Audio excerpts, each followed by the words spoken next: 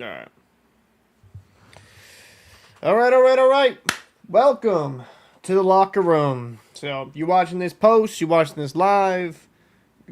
Live viewers trying to interact with you when I can. Obviously, you got a lot to talk about, but hey, I would love some interaction in the chat because it kind of makes it for a fun back and forth.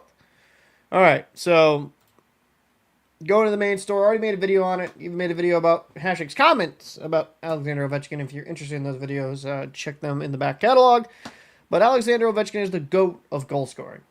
I mean, it is really incredible what this man has done this year. I mean, the amount of goals this man has scored this season is bonkers, considering he missed a lot of games.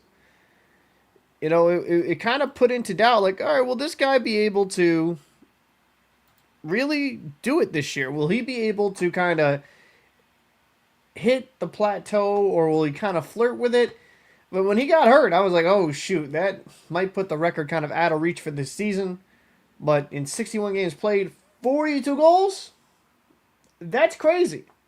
Especially as a 42-year-old, 39-year-old, where he is just putting up this amount of prolific scoring. It's incredible. And I remember all the jokes last year when Ovechkin started out extremely slow and was just struggling to get any type of goals going. Like, a lot of people thought he fell off the map and there was no chance of him ever reaching Gretzky due to that. But then he heated up second half of the season. He got red hot, had a 30-plus goal season. And this year, I mean, he's kind of picked up where he left off for the second half of last year. He has been absolutely brilliant for the Capitals and has helped lead that Capitals team to one of the best records in the NHL. The Winnipeg Jets and the Washington Capitals have been incredible. And while I think the Capitals will have a rough go ahead of them, especially after finally achieving this record, I wonder if there's going to be a little bit of a drop off there because it's like, okay, whew, exhale. It's not that big of a deal anymore. We can kind of move on, and maybe there's a little bit of, I would say, relief, but maybe a little bit of complacency sets in. But I mean, neither here nor there. It is incredible what Ovechkin has been able to do, and you can kind of go into the conversation if he, let's say, the Capitals win a Stanley Cup this year. Does he come back the next year? Now, personally, I think it'd be amazing for him to keep playing and try to score as many goals as he possibly can. But if Alexander Ovechkin, right, he gets the record, he wins another Stanley Cup, does he come back? I'd love him to come back, but I would kind of understand if he's like, all right, I've done everything I possibly could during my NHL career. I have one cup, now I have two. I have the most goals in NHL history. I mean, my legacy, is cemented. So I would slightly understand him kind of hanging up after that. But I would also argue, I think he'd like to put that goal scoring record to bed, no doubt. I mean, with how he played this season, I don't think another 30 goal campaign is crazy to ask from with Ovechkin. I mean, he's got a handful of games left. Maybe he can score a few more and get closer to the 900 mark. If Ovechkin plays another season or two, maybe he flirts with around 950, 960 for a record, which would just be incredible. I think that it would make it so much more difficult to achieve that great height. But I personally would love to see Ovi, regardless if he wins a Stanley Cup or not, to keep playing because I think, he scored 42 goals this season. He's still got that in him. And sure, there's some diminishing parts of his game. He's still one of the best shooters in all of the NHL. I mean, even at the age of 39, just how heavy his shot hits the goalie and how it just goes through some of these goaltenders in comparison to other players. I mean, it's really just a marvel to watch to see a guy, even at an advanced age, be so damn tremendous. Sergeant Rock says, if Ovi wins the cup, don't pull a kiss and stay on as a hanger-on. But if it's up to Ovs, Gretz did say, you get to 900, I'll buy you a car. So knowing Alexander Ovechkin, he's going to score 5 goals in next game because I think he'd be all about the Benjamins there, baby. He's like, all right, what type of car, too? That's the important thing. Like, what type of car are you getting me, Gretz? Are you getting me something basic, or are you going to get me a luxury brand here? I mean, the true, honest questions when it comes down to this. But I've really enjoyed that race. I mean, the Washington Capitals released a over a 2-hour video of every single goal Alexander Ovechkin has scored in his NHL career, which is funny. I was actually kind of working on something similar, and I was not even halfway through. I would say a quarter through, and then I saw that it got uploaded. I'm like, well, no point in doing it now. But it's been absolutely incredible to see that man hit that great milestone because we just haven't seen that. I mean, sure, you can have the debate of whether Gretzky or Lemieux or Bobby Orr or Ovechkin, like there's going to be these conversations like, well, Ovechkin doesn't have the amount of assists that Gretzky does, the great one has. And sure, the point total that Gretzky has put up will most likely not be threatened just due to the modern game and things of that nature.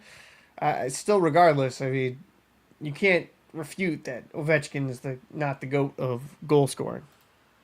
Right? You get me one of those high speed 250K Shelby Mustangs, all right, but a Kia, I mean, listen, Kia has upped their they have upped their game. Are you saying a Kia isn't a fine car that doesn't get stolen?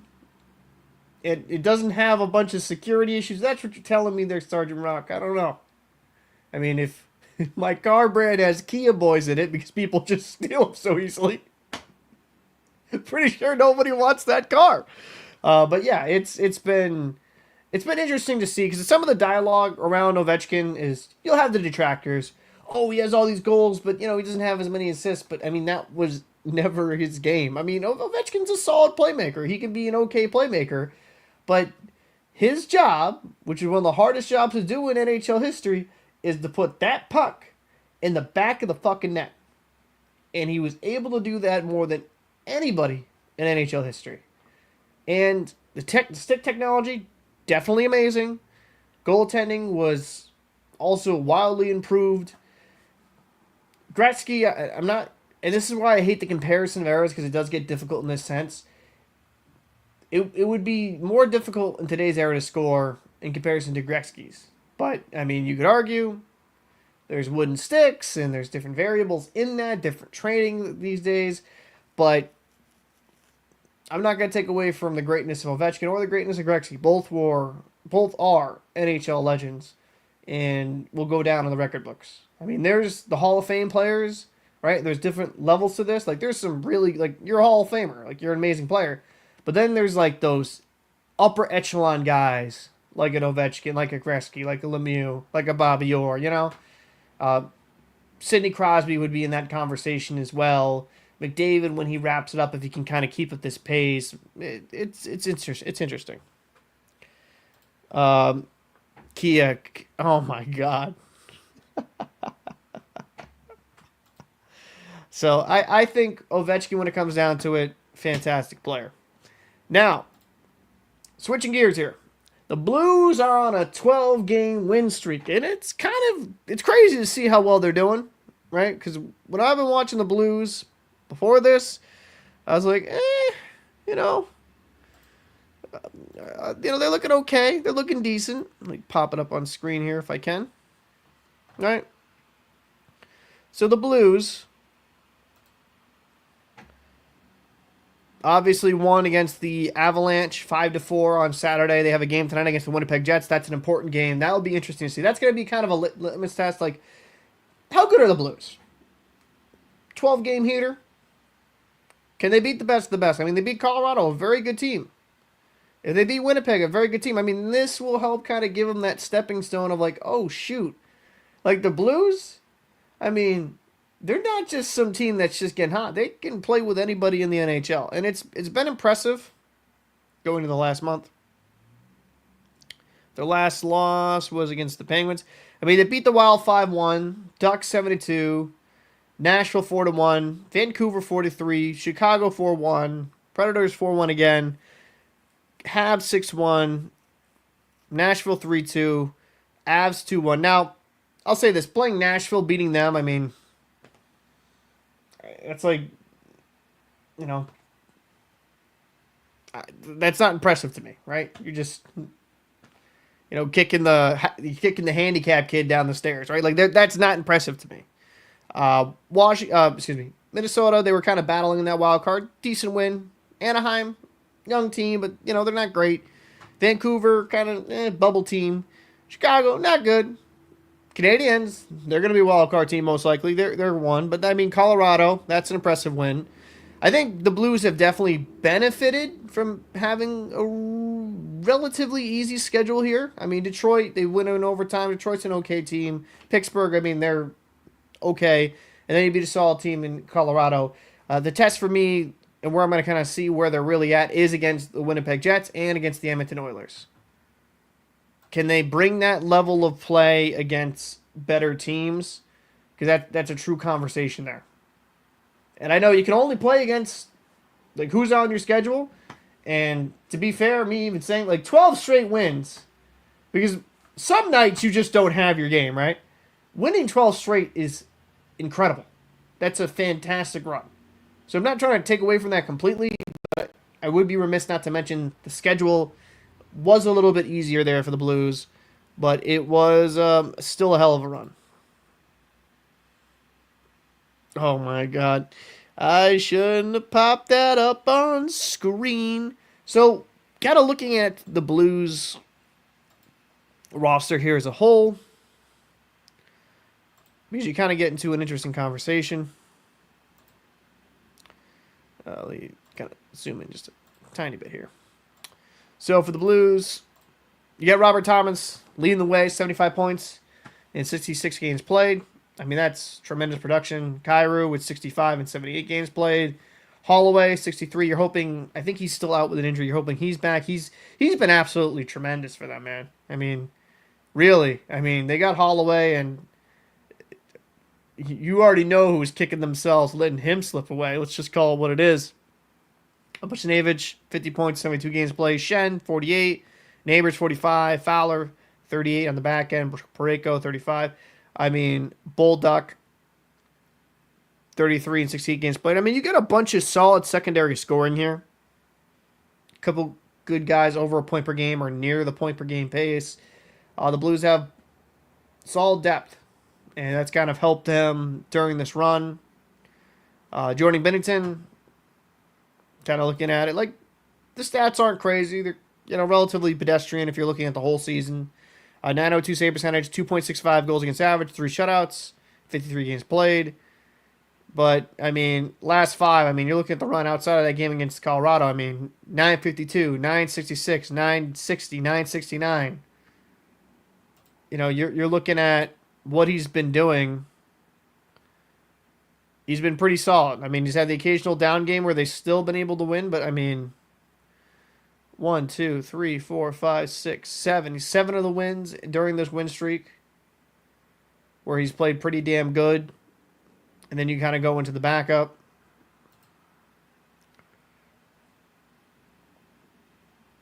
Again, last 2 for him are crazy stats. 857, 889, but, 963 and 957, 944. You're getting solid goaltending, and when they're not getting the greatest goaltending, or maybe it's not on the goaltenders itself, I mean, because I've watched some of the footage, it's not always on the goalie. They're able to bail out their goalie, even if they don't play the best in front of them defensively.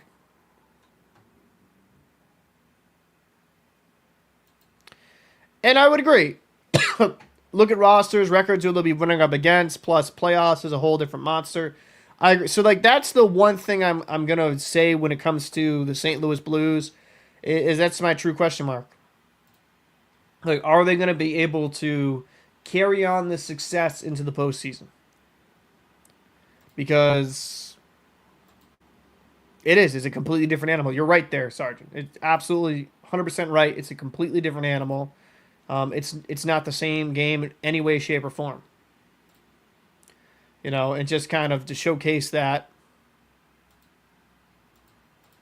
As it keeps backing off for whatever reason, let me put the banner down just to kind of to showcase that. Even zoom this in a little bit more. All right, so St. Louis Blues, looking in the Western Conference, so they look like the first wild card spot. So most likely will be playing against the Vegas Golden Knights because two and threes in each division play each other. So they'll be most likely playing the Knights. So the Knights against the Blues. Well, how does that match up for them? I think the Knights overall on paper are a better team. Knights are very good defensively, two-way game. They have their own star power. They do have a goaltender, Nathan Hill, that's been there, done that. Bennington, you could say the same thing. He helped propel them to a Stanley Cup victory as well. But that's going to be a tough matchup for the Blues. I'm going to get more of an indication of what they truly are in this next series. Or, excuse me, in this next couple of games. Have they just been running roughshod over really weak competition? Or are they, or they got that dog in them? They're going to be able to be like, hey, you know what? Sure, we beat up the handicapped kids a few times, but we beat up some regular fit people, right? Like, show me what you got there. Show me what you got there. And, that's generally just my only concern when it comes to them, is will they be good enough? And is the competition that they face kind of inflating their record a bit? So kind of going into this one real quick. I'm going to say this. Bruins fans. The Bruins losing is a very good thing for the Boston Bruins. They're currently sitting fourth. Worst team in the NHL. Right, I'll even pop it up here on screen. I'll put it in the league thing just to make sure we're kind of clear here. This fourth best team, right? The fourth worst team. 71 points. Flyers, it depends kind of how that things shake out there, but the Bruins just got decimated last night after a solid start against the Sabres, but then the Sabres just bent them over and just railed them from behind, with no lube. And to me, I know Bruins fans are frustrated. I know they're aggravated, and I can completely understand that. But the Bruins losing is actually the best thing for them at this possible juncture. Because what are they going to do? Win and then play themselves into a worse drafting position? This draft isn't extremely deep. I still think it's got some very good quality talent in the top 10. But the impactful guys that are going to really come in next season and make some sort of impact, I think it's like one or two. And the other guys you're going to kind of have to develop or give a little bit of time in the minors or NCAA or juniors, yada, yada, yada. For me, when I'm looking at it, it's a good thing to lose. Fourth worst team, unless Nashville goes on a heater, which I just do not see happening. That's probably where they're going to land. And it gives them a better chance to maybe get a better draft pick. Maybe they finish third or second or first with the good old NHL draft lottery odds. Please, God, please. That's the hope as a Bruins fan. And some silver linings I can kind of say. Elias Lindholm, he's discovered how to score. And considering his comments, what was it, a couple weeks ago, and how he was saying that it's, inexcusable to be making millions of dollars and not producing, and to see him kind of turn around his game, it's not perfect, but it gives you the glimpse of what he could possibly be for the future. And that's what I would really be excited for. Like, okay, maybe if we get Elias Lindholm, some line mates that kind of fit his style of play, maybe we get the best version of him.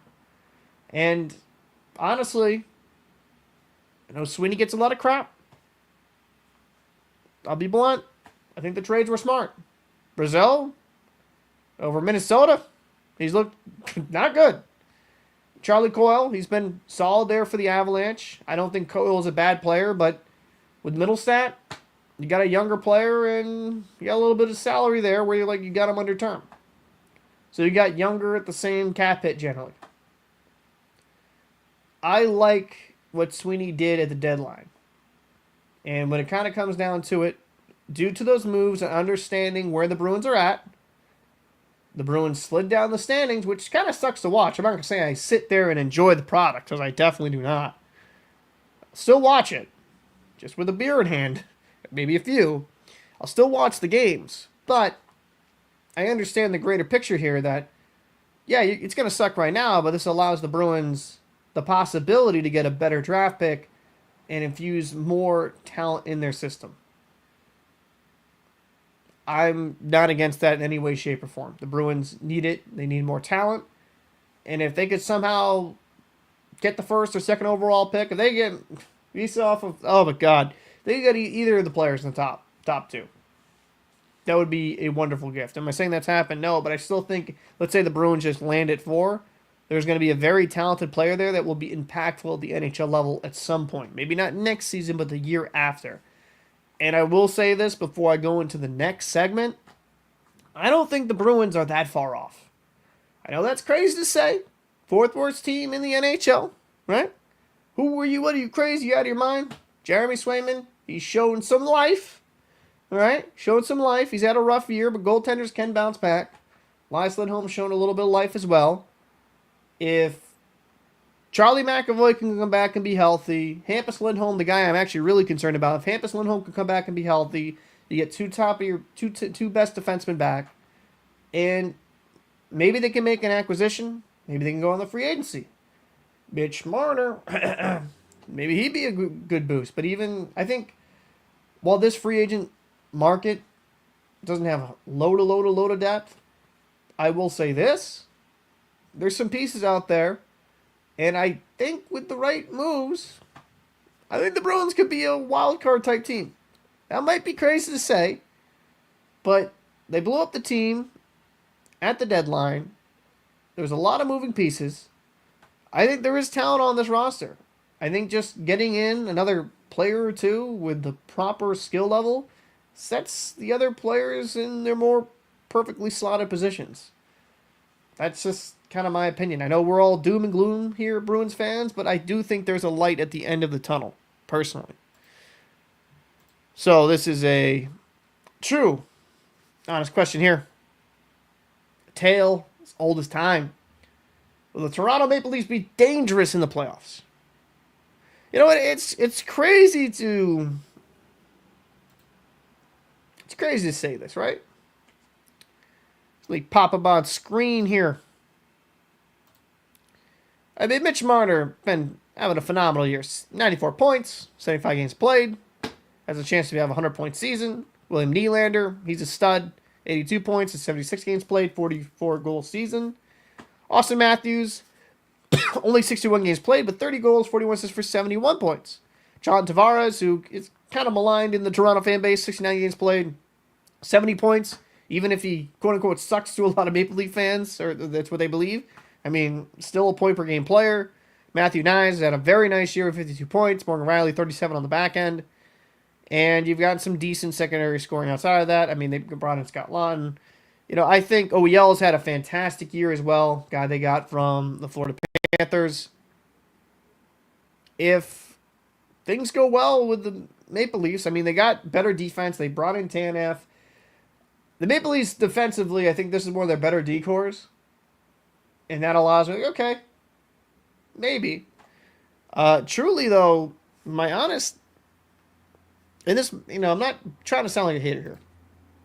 My genuine concern with them was actually the goaltending. And it's not because I don't think Solars hasn't had a great year. It's not because I'm not a big fan of Joseph Woll, who, if you follow this channel, BC Eagles fan, I'm a fan of all those guys that come out of that system. I root for them to do well. But there's not a lot of playoff experience in net. And we have all seen in times, like, we can have goaltenders have fantastic regular seasons, but then when they get to the playoffs, it's kind of a different animal. You know, it's a completely different animal altogether. And will they be good enough? Let me share this tab actually instead, because this might be a little bit better. Will they be good enough in net to win? Because, you know, you're looking at, you know, you got Knies, Matthews, Marner, McCain, Tavares, Nylander. I mean, that's a very good top six, right? Very good. I mean, very good production. Talked about Laughton, Domi, Yarncrook. Yep. Solid defense. Riley, Carlo. They brought in Carlo at the trade deadline.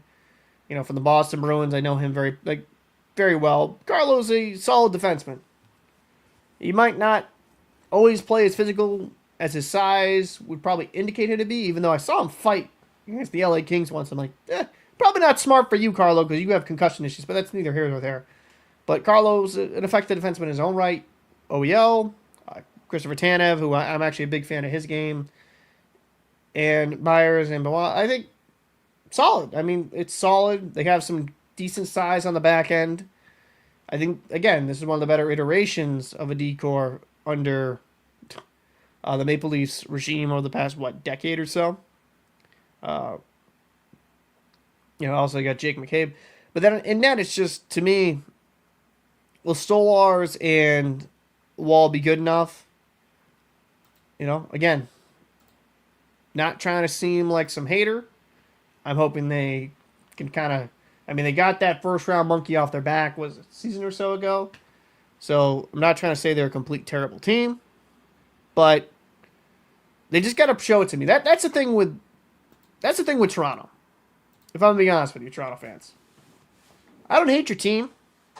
Don't loathe your team. I don't hate you as individuals, even though I had some Toronto fans say that I really hate them. I know. I love you, Toronto people.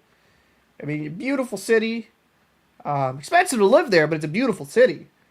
And I love when I've gone up to Toronto, whether it's to play hockey or just to go visit Hockey Hall of Fame, all this fun stuff, right? There's a lot of fun stuff to do in Toronto. I love the city. I love the people. But the team's just got to prove to me that they can kind of figure it out and actually perform in the postseason. They have all the horses. They have all the talent. They just got to show me.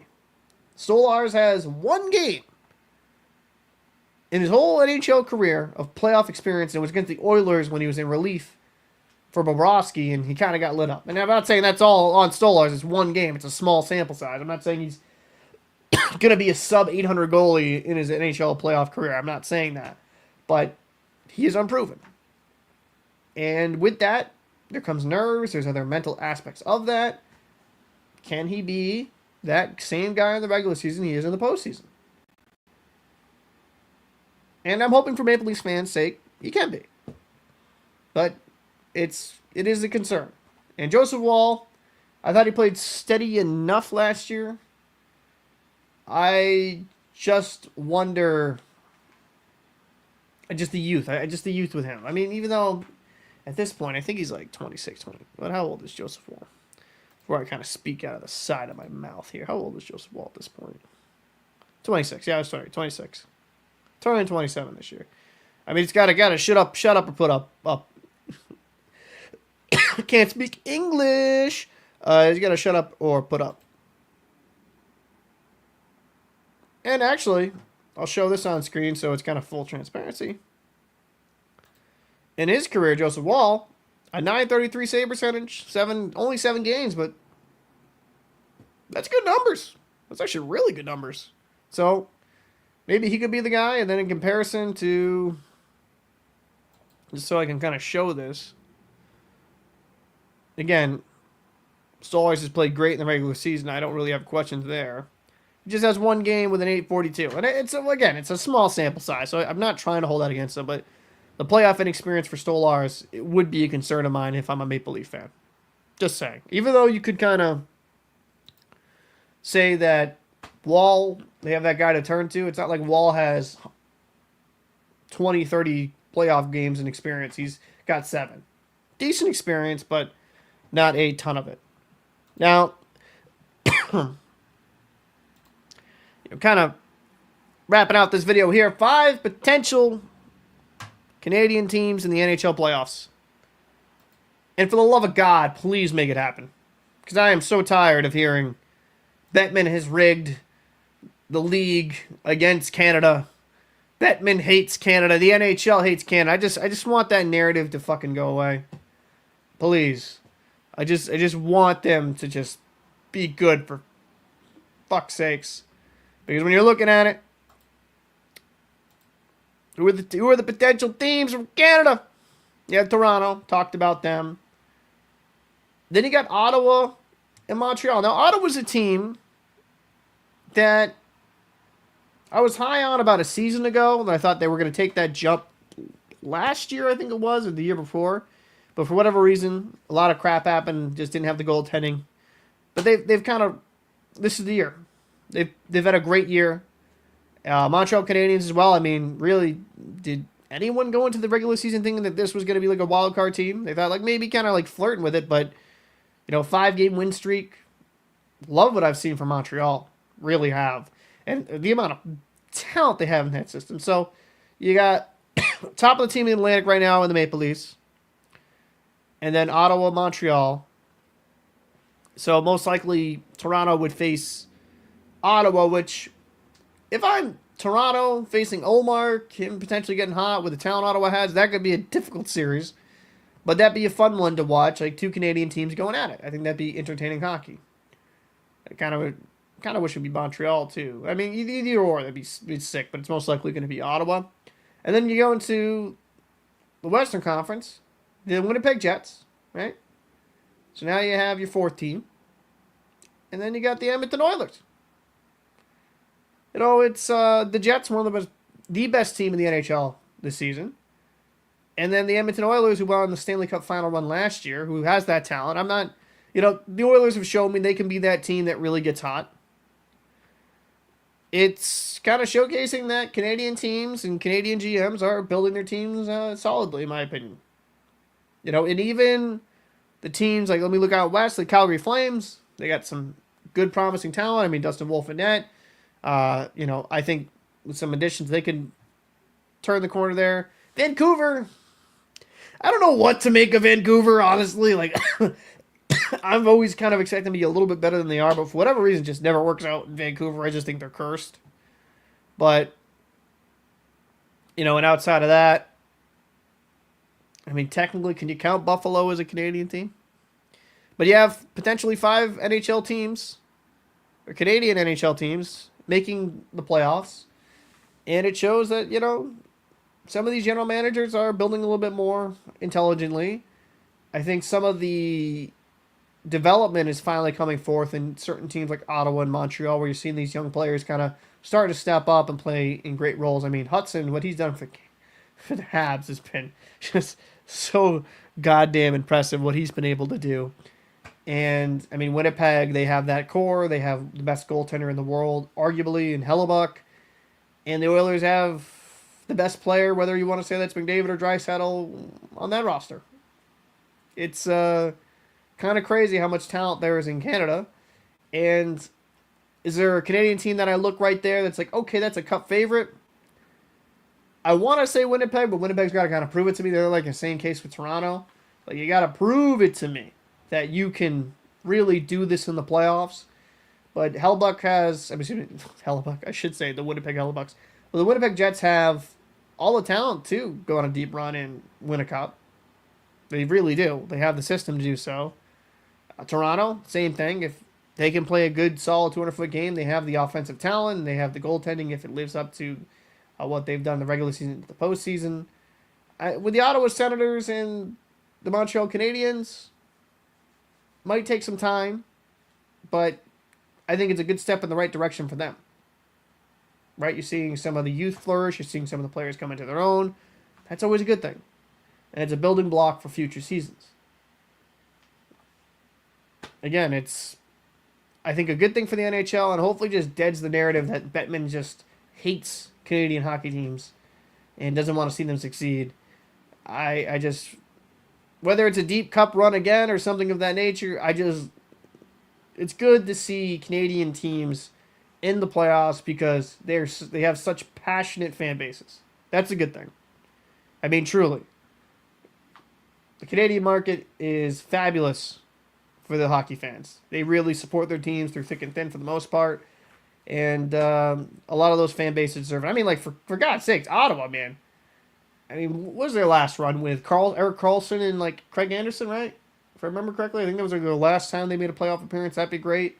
The Montreal Canadiens, they went on that fantastic run during the pandemic bubble season where Carey Price was just absolutely friggin' unreal. Toronto. Oilers went on this great Stanley Cup final run last year. Winnipeg has kind of been one and done. And for the other couple teams like Calgary and Vancouver, Calgary, I think, could be moving in the right direction. Vancouver, that's the one Canadian team I'm like, I don't know about you.